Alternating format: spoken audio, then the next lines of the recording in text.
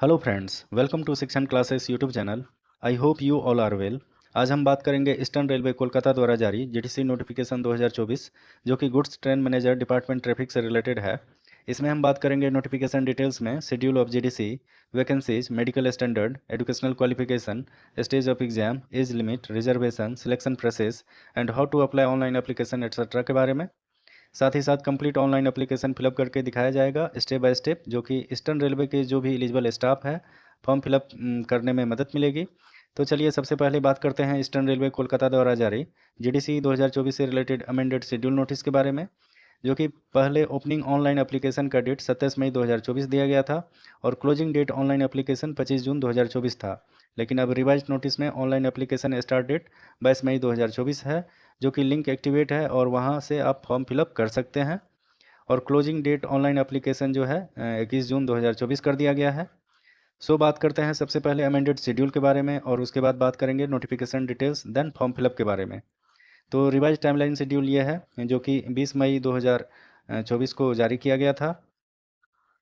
ये जो नोटिस है change in timeline for GDC application wide GDC के नाम से है।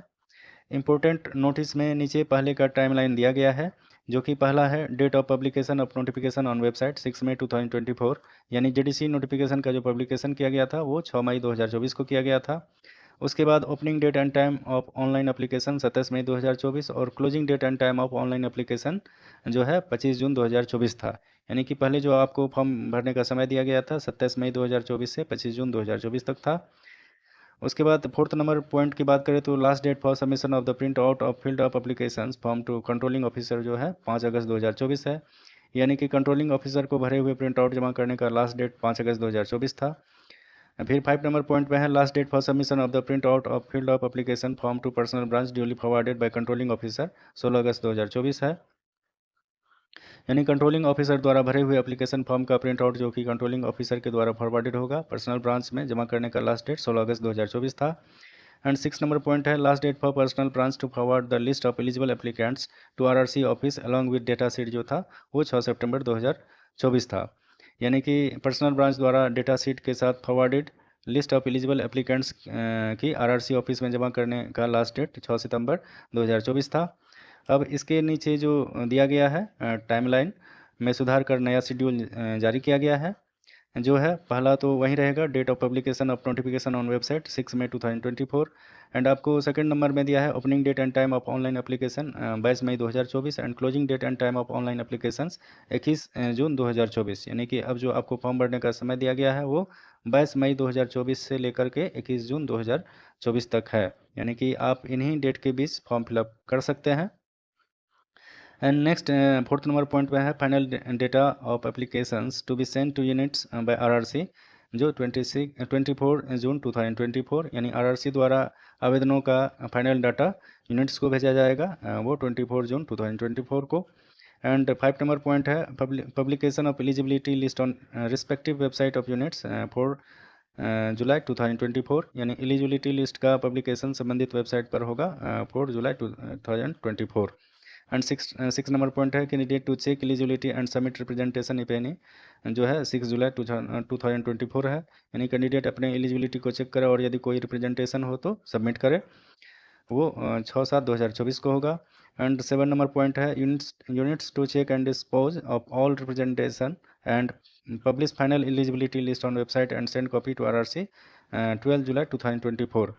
यानी कि यूनिट्स द्वारा सभी एप्लीकेंट्स की जांच और डिस्पोज किया जाएगा और फाइनल एलिजिबिलिटी लिस्ट वेबसाइट पर पब्लिश करना है। ये तो आपका अमेंडेड शेड्यूल था। और नीचे आपका जो दिया गया है all candidates to note that they should upload scan copy of print out of their field of applications duly countersigned by their controlling officer. If signed copy is not uploaded their applications will be rejected and no further claims will be entertained.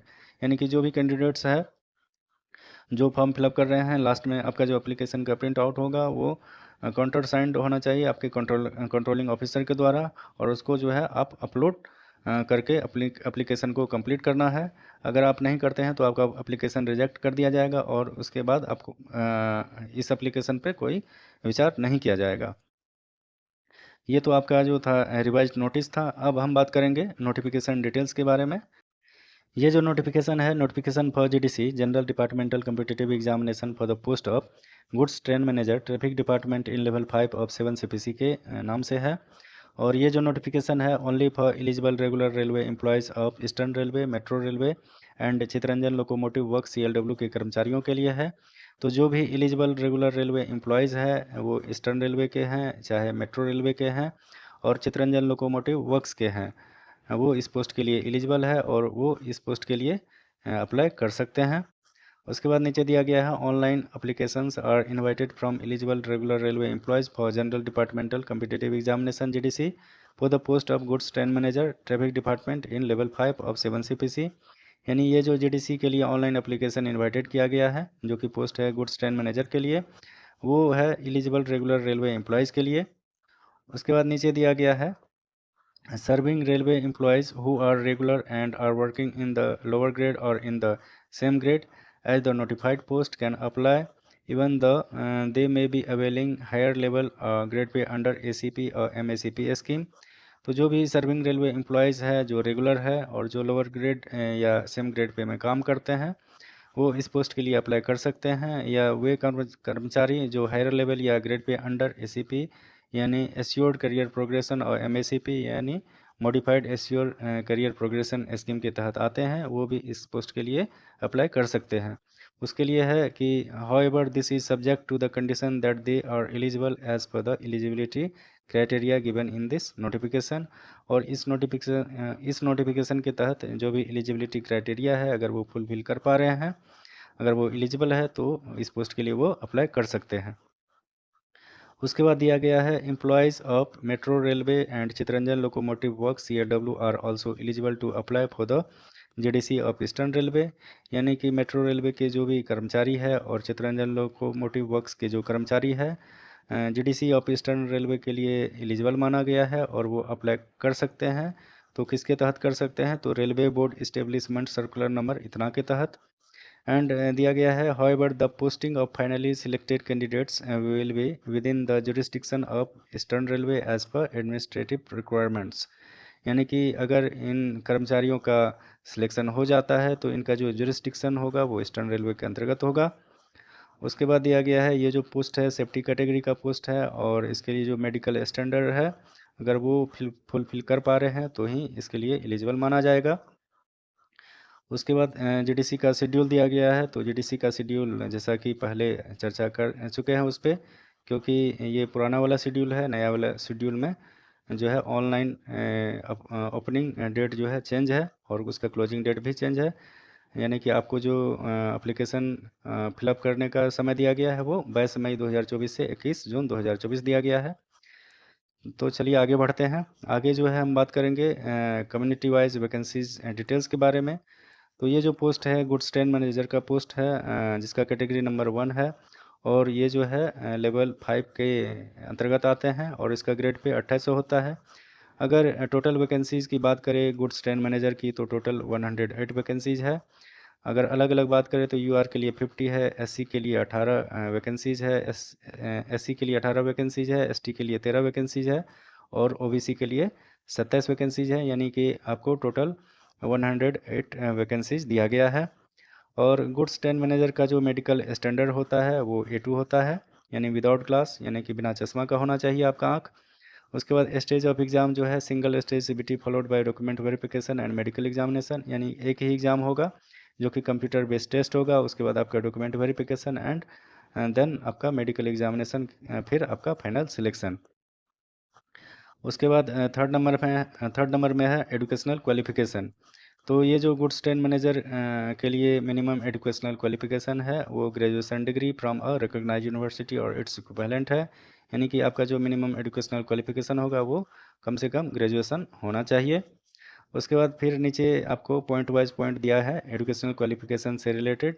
तो इसमें पहला point में दिया गया है the applying employee should possess the requisite educational qualification prior to on the closing date of application, and entry of the same should also be reflected in the service sheet of the employee. Academic qualification must be from government recognized university, otherwise candidature will be rejected। यानी कि आपका जो educational qualification या academic qualification है वो government recognised university से होना चाहिए। और ये जो आपका क्वालिफिकेशन सर्विस शीट में भी दर्ज होना चाहिए, तो ही आप इसके लिए एलिजिबल है। उसके बाद दिया गया है those employees who are awaiting results of the final examination need not apply. जो भी एम्प्लॉय है अगर उसका जो है रिजल्ट अवेटिंग में है, फाइनल नहीं हुआ है, तो इस एग्जामिनेशन के लिए अप्लाई नहीं कर सकते हैं। उसके बाद थर्ड नंबर में दिया गया है and the employ must upload the scanned self attested copy or copies of educational qualification certificate during filling up online application and produce the original educational qualification certificates during the time of document verification. तो जो भी employees है वो application fill up कर रहे हैं, तो उसमें जो है वो सेल्फ अटेस्टेड कॉपी जो कि आपका एजुकेशनल क्वालिफिकेशन सर्टिफिकेट का होगा वो अपलोड करना है, और वहीं जो है उसका ओरिजिनल डीबी के टाइम आपको प्रोड्यूस करना है। उसके बाद फोर्थ नंबर पॉइंट में आपको दिया गया है candidates having higher educational qualification may also apply, however they would not get any advantage above other candidates. यानी कि जो भी कैंडिडेट जिसके पास हायर एजुकेशनल क्वालिफिकेशन है वो भी इस पोस्ट के लिए अप्लाई कर सकते हैं, और इसके लिए उसको कोई एडवांटेज नहीं दिया जाएगा। उसके बाद दिया गया है 5 नंबर पॉइंट में eligibility of the candidates will be considered on the strength of the information furnished in the online application. जो भी आपका एलिजिबिलिटी माना जाएगा वो आपको आपके ऑनलाइन एप्लीकेशन में जो आप फुलफिल किए हैं अपना डेटा उसके तहत माना जाएगा। If at any stage of examination और देयर आफ्टर, और इसमें जो दिया गया है कि अगर आपको बाद में अगर कुछ भी फॉल्स या इनकरेक्ट लगता है तो आपका जो है फॉर्म को रिजेक्ट कर दिया जाएगा या आपका कैंडिडेचर रिजेक्ट कर दिया जाएगा। 6 नंबर में भी वही बातें लिखा गया है। उसके बाद चलिए बात करते हैं फोर्थ नंबर पॉइंट की। तो फोर्थ नंबर में दिया गया है एज लिमिट। तो एज लिमिट जो है इसके लिए अपर एज लिमिट जो है 42 ईयर्स रखा गया है जनरल कैंडिडेट्स के लिए, और 47 ईयर्स है एससी और एसटी कैंडिडेट्स के लिए, और 45 ईयर्स है ओबीसी कैंडिडेट्स के लिए। यानी ये जो जेडीसी का वैकेंसीज है इसके लिए 42 साल जनरल कैंडिडेट के लिए है, और 47 साल जो है एससी और एसटी कैंडिडेट्स के लिए है, और 45 साल ओबीसी कैंडिडेट्स के लिए है। उसके बाद जो एज का जो गणना होगा क्लोजिंग डेट ऑफ एप्लीकेशन के आधार पे होगा। उसके बाद 5 नंबर में प्रूफ ऑफ एज दिया गया है। तो प्रूफ ऑफ एज जो होगा आपका 10th क्लास सर्टिफिकेट के अनुसार होगा। अगर आपका कोई जो आपका एज में कुछ डिफर है या आपका सर्विस रिकॉर्ड्स के अलग है, तो आप जो है अपना डेट ऑफ बर्थ सर्टिफिकेट जो है फिलिंग अप जो ऑनलाइन एप्लीकेशन है उसमें अपलोड करके दे सकते हैं, और डॉक्यूमेंट वेरिफिकेशन के टाइम ओरिजिनल आप वहाँ पे प्रोड्यूस कर सकते हैं। उसके बाद जो है 6 नंबर में दिया गया है नॉन एलिजिबिलिटी। तो जो वो कैंडिडेट जो नॉन एलिजिबल है इस पोस्ट के लिए, तो इसमें पहला दिया गया है जो पीडब्ल्यूबीडी कैंडिडेट है वो पीडब्ल्यूबीडी एम्प्लॉय है वो इसके लिए एलिजिबल नहीं है। और उसके बाद वो एम्प्लॉय जो हायर ग्रेड पे में है उसके लिए इस पोस्ट के लिए एलिजिबल नहीं है। उसके बाद एम्प्लॉय जो सेम ग्रेड पे में है या लोअर ग्रेड पे में है, और चाहे वो सेफ्टी कैटेगरी हो चाहे नॉन सेफ्टी कैटेगरी के पोस्ट पर हो, लेकिन उसके पास जो है जो भी एजुकेशनल क्वालिफिकेशन है रिक्वायर्ड वो नहीं है, या एज क्राइटेरिया या जो भी एलिजिबिलिटी है वो इसके तहत वो फुलफिल नहीं करता हो, तो ये इसके तहत एलिजिबल नहीं माना जाएगा। उसके बाद जो है फोर्थ नंबर में है those candidates who are appearing in and are awaiting results, यानी कि वो जिसका फाइनल रिजल्ट नहीं आया है या वेटिंग चल रहा है वो इसके लिए एलिजिबल नहीं है। उसके बाद 5 नंबर में दिया है जो ट्रेनी है या जो रेगुलराइज नहीं हुआ है वो इसके लिए एलिजिबल नहीं है। उसके बाद 6 नंबर में है आरपीएफ और आरपीएफ एसएफ यानी रेलवे प्रोटेक्शन फोर्स या railway protection special force personal, इसके लिए एलिजिबल नहीं है। Law assistant, catering inspector and accounts cadre के जो भी एम्प्लॉई है वो इसके लिए एलिजिबल नहीं है। उसके बाद जोन ऑफ कंसिडरेशन एलिजिबिलिटी है जो कि इस पर चर्चा पहले हो चुका है, वही चीज़ लिखा हुआ है। उसके बाद बात करेंगे रिजर्वेशन की। तो रिजर्वेशन में भी वही सेम चीज़ है जो आपका ओपन वैकेंसी में रहता है वहीं उसी के तहत इसमें भी वही डेटा दिया गया है। फिर भी पहला पॉइंट की बात करें तो all candidates irrespective of community may be considered against unreserved UR or general merits vacancies subject to fulfilment of parameters of general merit category. No age and or marks relaxation is allowed to SC ST OBC candidate for applying being considered against unreserved vacancy. यानी कि जो भी candidate अगर यूआर से fulfil करते हैं, अगर उसके पैरामीटर्स के तहत आते हैं तो ही उसको माना जाएगा। ये सब चीज़ दिया गया है, जैसा कि पहले दिया रहता है वहीं सेम चीज़ लिखा है। उसके बाद इसमें थर्ड नंबर में देख सकते हैं कि for availing reservation SC ST OBC NCL candidate should upload scan self attested copy of the caste certificate from the competent authority as per the format given at annexure 1, यानी कि आपका जो भी रिजर्वेशन सर्टिफिकेट है वो इस format के आधार पे होना चाहिए जो कि सेल्फ अटेस्टेड होगा। एंड annexure 2 फॉर OBC के लिए है, they must produce original certificates during the time of verification, मतलब कि उसका जो ओरिजिनल डीबीके टाइम आपको उपस्थित करना होगा।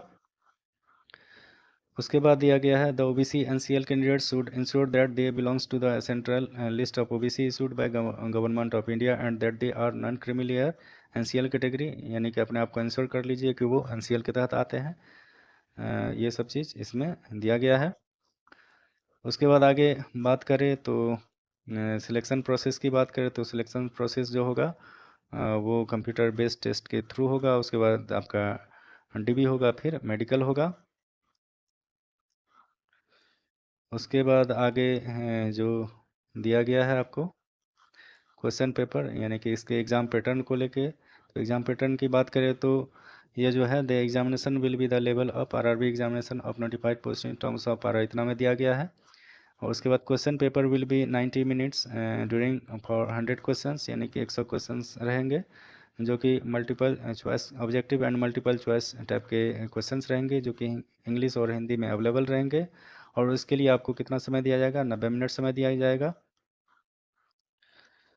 उसके बाद है there shall be negative marking, इसमें नेगेटिव मार्किंग भी है जो कि 1/3 है। उसके बाद जो है minimum percentage of marks for eligibility in various category, जो है कम से कम आपको UR के लिए 40% मार्क्स लाना है, OBC के लिए 30% है, SC के लिए 30% एंड ST के लिए 25% है।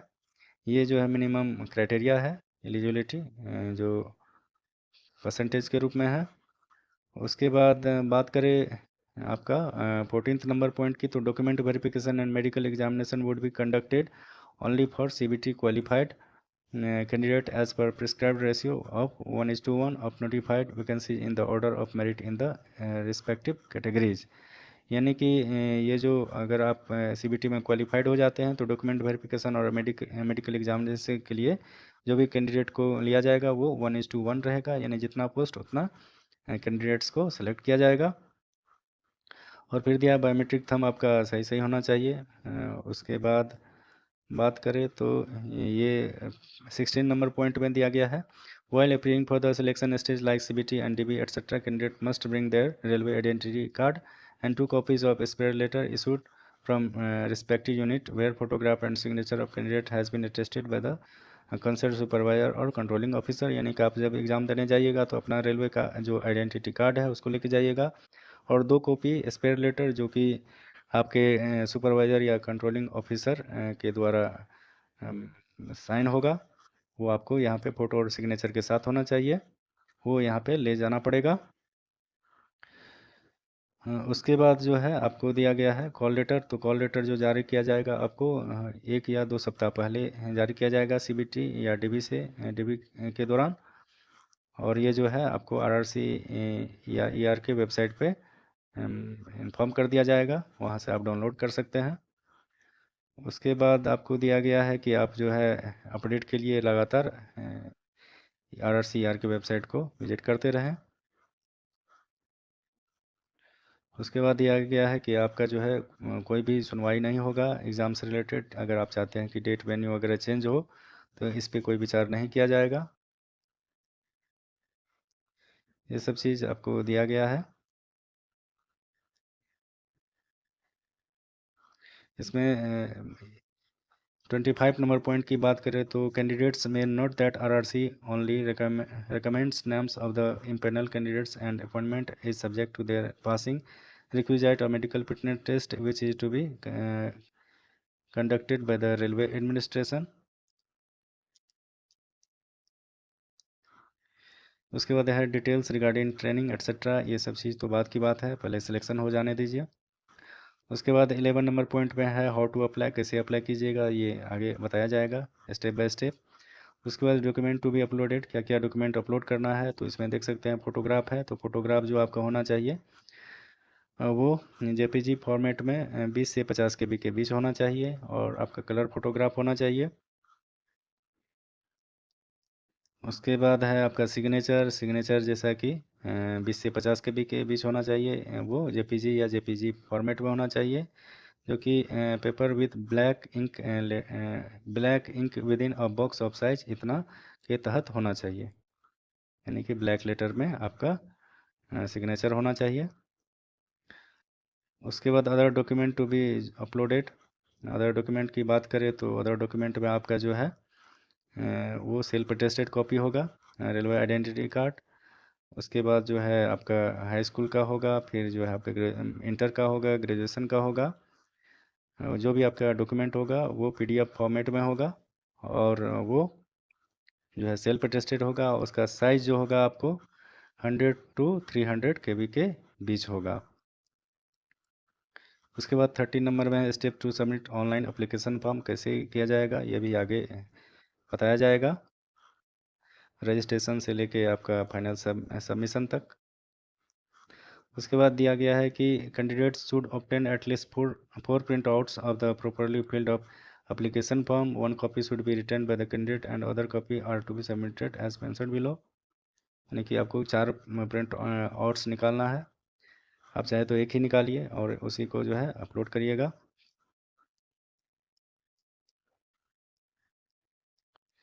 उसके बाद है 40 नंबर में दिया है procedure for forwarding hard copy of application, कैसे जो है फॉरवर्डिंग एप्लीकेशन को अपलोड करेंगे, तो इसमें दिया गया है, वो भी आपको दिखाया जाएगा एप्लीकेशन फॉर्म फिलअप के दौरान। उसके बाद इसमें responsibility of the controlling officer and personal department unit, ये कुछ खास नहीं है। उसके बाद है इनवैलिड एप्लीकेशन। तो इनवैलिड एप्लीकेशन की बात करें तो जो भी आपका इस पर चर्चा पहले भी हो चुका है, तो वहीं सब चीज़ दिया गया है, कुछ खास नहीं है। इसमें इम्पोर्टेंट इंस्ट्रक्शंस में कुछ है तो आप इसको पढ़ सकते हैं, और तो कुछ दिया नहीं है। उसके बाद हेल्प डेस्क है, अगर आपको कोई तरह का डाउट्स है फॉर्म फिलअप के दौरान तो आप जो है यहाँ पे कनेक्ट कर सकते हैं। उसके बाद सावधानी भी दे दिया गया है, सावधान भी आपको किया गया है। तो ये सब चीज़ है, ये सब कुछ सेम रहता है, हर नोटिफिकेशन में ये सब चीज़ दिया रहता है। जो मेन पॉइंट है उस पर डिस्कशन हो चुका है। उसके बाद लिस्ट ऑफ एनेक्चर है, जो कि आपका पहला एनेक्चर है फॉर्मेट ऑफ SC/ST सर्टिफिकेट, दूसरा है format of OBC NCL certificate, annexure third है format of OBC NCL self declaration, जो कि आप नीचे देख सकते हैं फॉर्मेट दिया गया है। ये SC/ST के लिए है, ये जो है OBC के लिए है, और इसके नीचे जो दिया गया है आपको डिक्लेरेशन दिया गया है।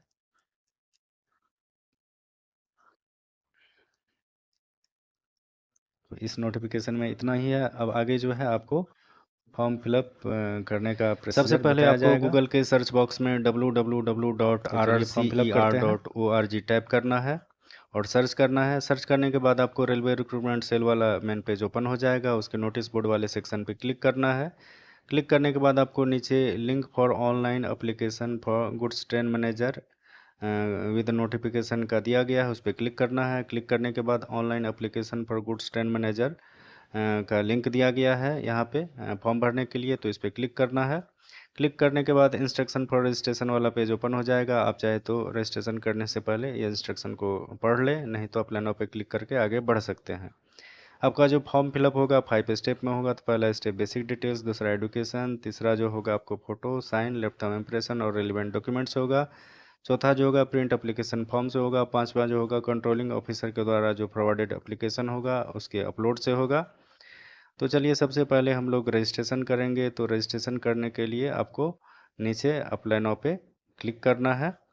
जैसे ही आप अप्लाई नाउ पे क्लिक करते हैं तो आपका पहला स्टेप बेसिक डिटेल्स है। बेसिक डिटेल्स में आपको सबसे पहले एम्प्लॉयमेंट डिटेल्स के बारे में पूछा गया है। तो यहाँ पे दिया गया है RPF पर्सनल या लॉ असिस्टेंट या कैटरिंग सुपरवाइजर एम्प्लॉय है, तो यहाँ पे नो करना है, क्योंकि इन डिपार्टमेंट के एम्प्लॉय को इस पोस्ट के लिए एलिजिबल नहीं माना गया है।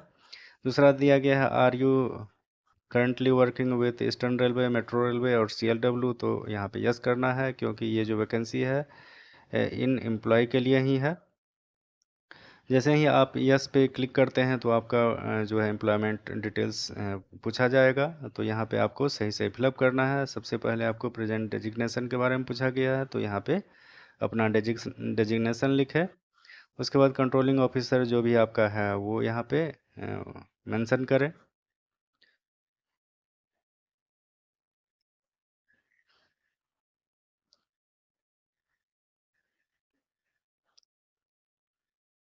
फिर डेट ऑफ अपॉइंटमेंट है, यानी कि किस डेट में आपको नियुक्ति मिली थी, तो यहाँ पे वो डालना है। नेक्स्ट जो है आपको पीएफ या एनपीएस नंबर पूछा गया है, तो यहाँ पे आप वो डालें जो आपका एम्प्लॉयमेंट आईडी नंबर है, जो कि आपके सैलरी स्लिप पे भी होगा। उसके बाद एचआरएमएस आईडी है वो फिलअप करें।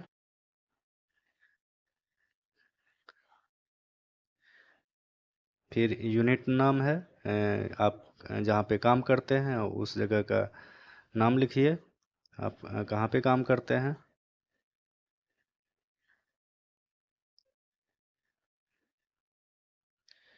उसके बाद डिपार्टमेंट नेम है कि आप किस डिपार्टमेंट में काम करते हैं वो फिलअप करें। उसके बाद जो है आपका डिवीज़न है, डिवीज़न के बाद आपका जो है प्रेजेंट ग्रेड पे है, यहाँ पे 1800 हेल्पर के लिए होता है, और ये जो है हेल्पर लेवल 1 का जॉब है। उसके बाद present grade pay with MSCP ये भी 1800 ही होगा।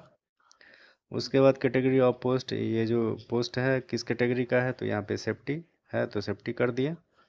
उसके बाद प्लेस ऑफ पोस्टिंग, जो एग्जैक्ट नेम है उस पोस्टिंग जहाँ पे आप करते हैं तो वो फिलअप करना है। उसके बाद उसका रेलवे स्टेशन कोड क्या है वो यहाँ पे फिल कर देना है।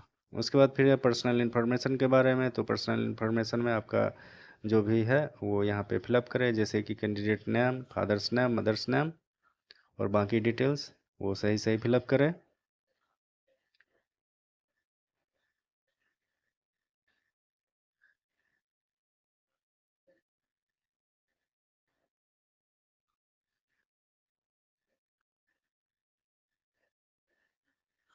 फिर है डेट ऑफ बर्थ। जैसे ही आप डेट ऑफ बर्थ फिलअप करते हैं तो आपका एज जो है ऑटोमेटिक कैलकुलेट कर लिया है। फिर कम्युनिटी है, रिलीजन है, जेंडर है, मैरिटल स्टेटस है, आप मैरिड है या अनमैरिड, तो यहाँ पे वो मेंशन करना है। फिर डू यू, यानी कि आप पीडब्ल्यूबीडी कैंडिडेट है तो यहाँ पे नो करना है, क्योंकि पीडब्ल्यूबीडी एम्प्लॉय को भी इसके लिए एलिजिबल नहीं माना है। फिर आपका ईमेल आईडी है, और फिर आपका कंफर्मेशन ईमेल आईडी है वो फिलअप करना है। जो भी आपका ईमेल आईडी है वो वैलिड होना चाहिए।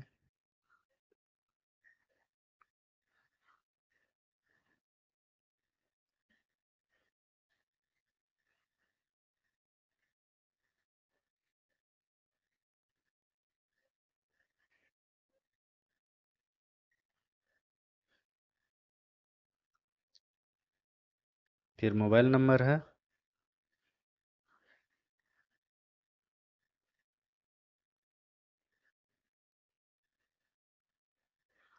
उसके बाद आइडेंटिफिकेशन मार्क है, तो आइडेंटिफिकेशन मार्क जो है यहाँ पे दो देना है आपको। आप चाहे तो जो भी आपका आइडेंटिफिकेशन मार्क है, चाहे मोल है या कट मार्क के रूप में है, वो यहाँ पे फिलअप कर सकते हैं।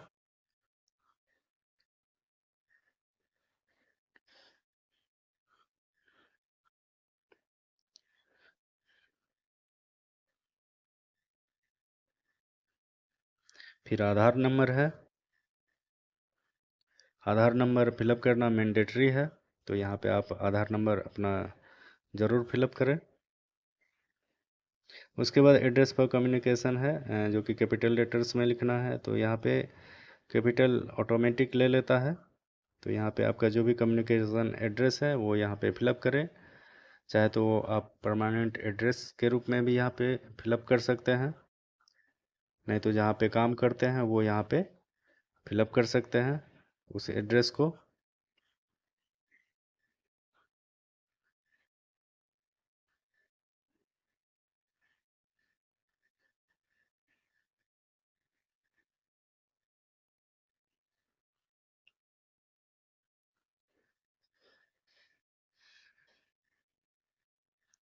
अब जो भी स्टेट के अंतर्गत आते हैं वो यहाँ पे डालना है, फिर डिस्ट्रिक्ट चूज करना है, फिर पोस्ट ऑफिस है, उसके बाद पिन कोड।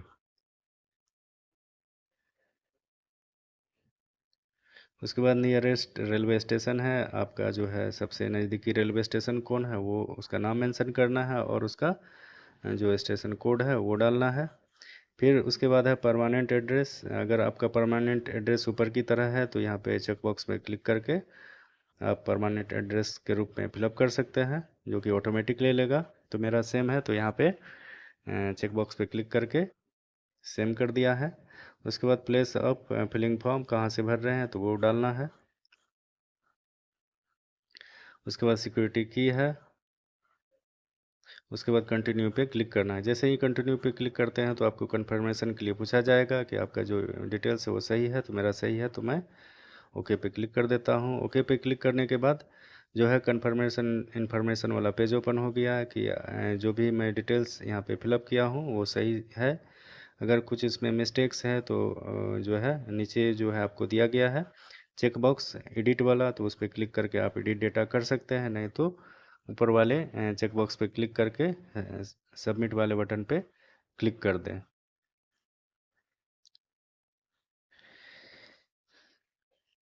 जैसे ही सबमिट वाले बटन पे क्लिक करेंगे तो कंफर्मेशन के लिए पूछा जाएगा तो ओके कर देना है। ओके करने के बाद जो है रजिस्ट्रेशन प्रोसेस क्लियर हो गया और मेरा रजिस्ट्रेशन जो है जनरेट हो गया। तो यहाँ पे योर एप्लीकेशन नंबर इज जो दिस दिया है ये मेरा रजिस्ट्रेशन नंबर है। हो सके तो इसको कहीं नोट डाउन कर ले, नहीं तो ईमेल आईडी पे भी भेज दिया होगा, वहाँ पे आप इसको चेक कर सकते हैं। तो अब चलिए बढ़ते हैं आगे स्टेप की ओर। तो उसके लिए लॉगिन पे क्लिक करना है। क्लिक करने के बाद जो है आपको एप्लीकेशन नंबर और डेट ऑफ बर्थ यहाँ पे फिलअप करना है और सिक्योरिटी की के साथ।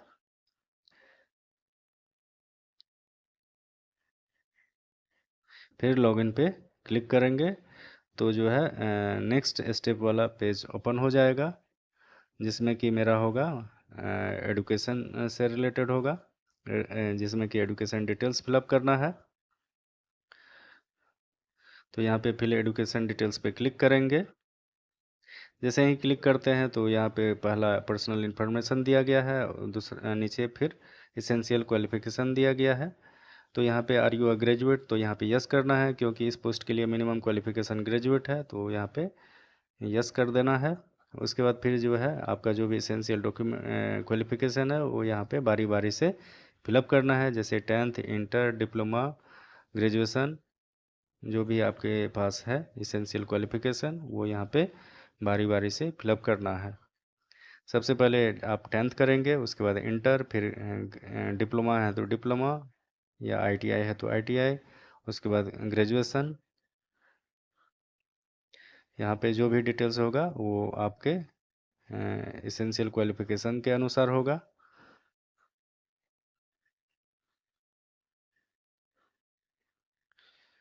10th का डिटेल्स फिलअप करने के बाद आपको नीचे जो है ऐड वाला बटन दिया गया है कि ये जो आप डिटेल्स भरे हैं इसको ऐड कर दीजिए। जैसे ही ऐड वाले पे क्लिक करते हैं तो ये जो है आपका 10th वाला डिटेल्स ऐड हो गया। और इसी तरह आप जो है बाकी जो भी आपके पास इसेंशियल क्वालिफिकेशन है ऐड कर सकते हैं। तो आप जैसा कि देख रहे हैं कि 10th इंटर और ग्रेजुएशन मैंने ऐड कर दिया है। उसके बाद जो है लैंग्वेज ऑफ एग्जामिनेशन आप किस एग्ज़ाम में देना किस लैंग्वेज में देना चाहते तो यहाँ पे इंग्लिश कर दिए हैं। उसके बाद नीचे सबमिट बटन पे क्लिक करना है। जैसे ही सबमिट बटन पे क्लिक करते हैं तो कंफर्मेशन के लिए कहा गया है, तो यहाँ पे मेरा सब कुछ सही है तो यहाँ पे हम ओके कर देंगे।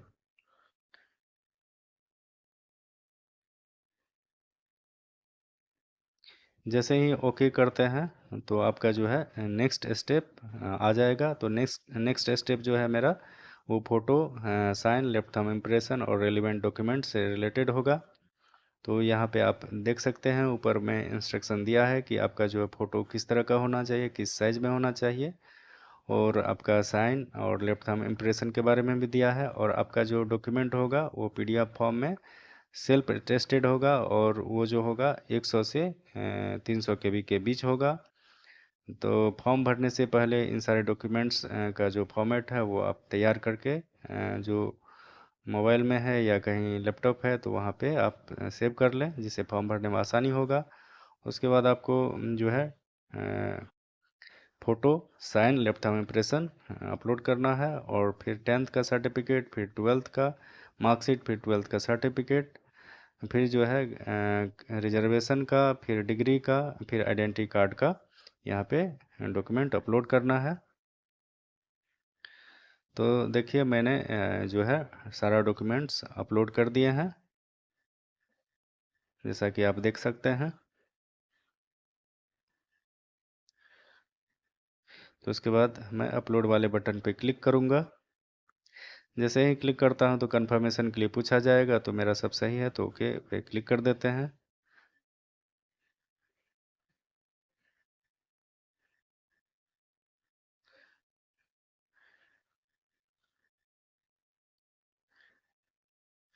ओके पे क्लिक करने के बाद जो है आपका नेक्स्ट स्टेप आ जाएगा, जो कि प्रिंट आउट एप्लीकेशन होगा। तो आप जैसा कि देख रहे हैं कि your registration process is complete, तो मेरा रजिस्ट्रेशन कंप्लीट हो गया है। और उसके बाद जो हम अब इसका प्रिंट एप्लीकेशन एक्नॉलेज पे क्लिक करेंगे। एप्लीकेशन जो फिलअप किए हैं इसका प्रिंट आउट निकाल लेंगे।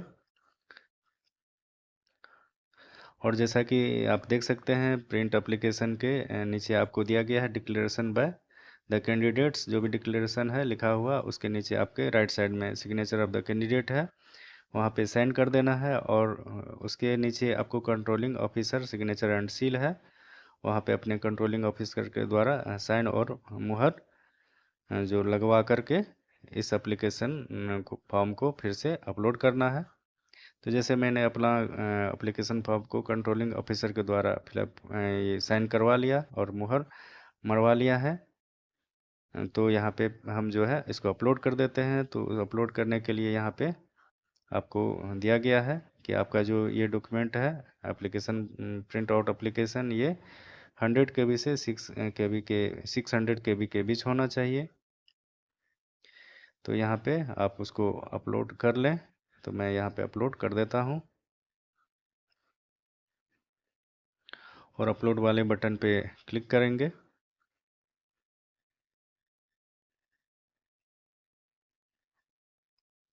क्लिक करने के बाद कंफर्मेशन के लिए पूछा गया, तो मैंने ओके कर दिया। तो मेरा जो है ये एप्लीकेशन फॉर्म कंप्लीट हो गया है, यहाँ पे जो कि शो कर रहा है, आप जैसा कि देख सकते हैं। और यहाँ पे आपको नीचे में क्लोज दिया गया है, तो वहाँ पे आप क्लोज करेंगे और अपने प्रोफाइल पे जा कर के देख सकते हैं कि आपका जो है एप्लीकेशन फॉर्म का स्टेटस क्या है। तो यहाँ पे देख सकते हैं कि कंप्लीट दिखा रहा है। तो आप इसी तरह से जो है अपना एप्लीकेशन फॉर्म फिलअप कर सकते हैं। फिर व्यू अपलोड डॉक्यूमेंट पे क्लिक करके आप देख सकते हैं कि आपका कौन कौन डॉक्यूमेंट अपलोड हुआ है कि नहीं है। अगर सब कुछ सही है तो आप जो है अपना प्रोफाइल को लॉग आउट कर लें। तो इस तरह से आप अपना एप्लीकेशन फॉर्म फिलअप कर सकते हैं। अंत में अब जो हमारे रेलवे भाई है, खासकर जो ईस्टर्न रेलवे, CLW और मेट्रो रेलवे में है, तो उन्हें ये वीडियो ज़रूर शेयर करें, जिससे कि हमारे भाई लोग को फॉर्म भरने में आसानी होगी। और जो भी रेलवे GDC कैंडिडेट या रेलवे स्टाफ है इस चैनल से ज़रूर जुड़े, जिससे रेलवे से रिलेटेड जो भी रेलिवेंट न्यूज़ होगा सभी के साथ शेयर किया जाएगा। अगर मन में किसी भी तरह का डाउट हो तो कमेंट सेक्शन में वेलकम है। ओके, तो मिलते हैं नेक्स्ट वीडियो में, तब तक के लिए बने रहें शिक्षण क्लासेस के साथ। Thanks for watching this video.